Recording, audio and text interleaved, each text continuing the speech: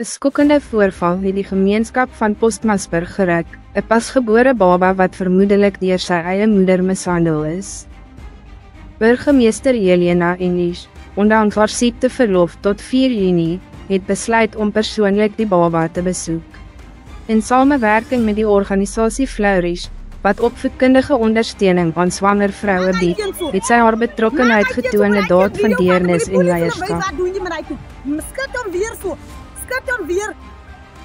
Skat hom weer, wil jou regtig video vat, wil die polisie wys uit na die met die kleintjie. Hy kan dit aan sy Helen geval in die jarken. Aan die gemeenskap van die Maranteng area en die Breë Postmasburg gemeenskap. As meier het ek uitgereik na die Stout familie. Lena Stout is die moeder van die seentjie waar die voorval gebeur het. Soos wat ek verneem het, abuse, waar Lena tans in die gevangenis is. So ons het uitgereik, ek en Councilor Maria Tonyani en Ebenezer, wie ook Ebenezer Groenewoud by Flourish, wie ook vir Lena by haar project aangeneem het. Sy sal ook meer inligting gee oor Flourish en hoe hulle vir Lena bygestaan het. Ek wil net aan die gemeenskap 'n regstelling maak.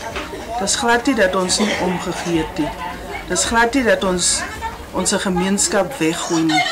Councilor Maria was gister by die familie en sy het kom uitgeluister en gehoor wat is die probleem. So ons is vanoggend hierso by die familie Morolong waar die baba tans by die familie of aan die familie gegee is. Die Morolong familie is 'n groot familie. Familie van 35 mense wat in 1 jaar bly. Ons het voorheen net ons uitgereik. Daar is 'n projek wat aankom is om te kom kyk oor die omstandighede van die Morolong families.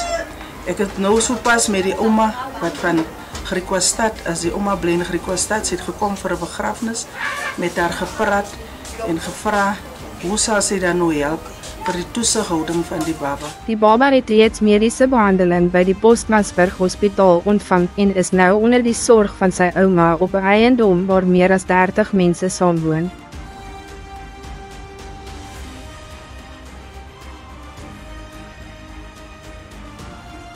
Beeldmateriaal van die mishandeling het opspraak veroorsaak.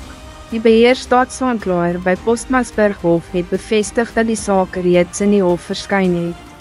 Die staat het borg teengestaan en die ondersoek teen die ma duur voort. Hierdie nuusbulletin is vir jou gebring deur Horizon Media, Postmasburg in die Noord-Kaap en moontlik gemaak deur al ons adverteerders.